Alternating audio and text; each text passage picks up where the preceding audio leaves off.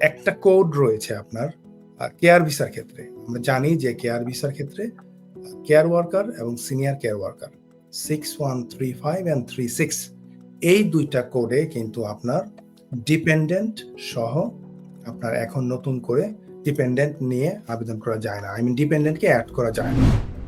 কিন্তু তারপর এটা বন্ধ 11th of March 2024 এই ডিপেন্ডেন্ট বন্ধ করার পর আমরা দেখেছি তারা একটা অল্টারনেটিভ পদ বেছে নিয়েছে, সেটা হচ্ছে 6131 এবং অক্সিলিয়ারি নার্স বা যেটাকে আমরা বলি নার্সিং অ্যাসিস্ট্যান্ট। নার্সিং প্রফেশনের মাধ্যমে ডিপেন্ডেন্ট আনার সুযোগ রয়েছে, যেটা আপনার কেয়ার ওয়ার্কার ভিসা বন্ধ হয়ে যাওয়ার কারণে এই প্রফেশনে স্পাউস আনার সুবিধা না থাকলেও অন্য ক্যাটাগরিতে স্পাউসদের আনার সুযোগ রয়েছে। Stonebridge Legal Solutions Limited, your trusted immigration partner.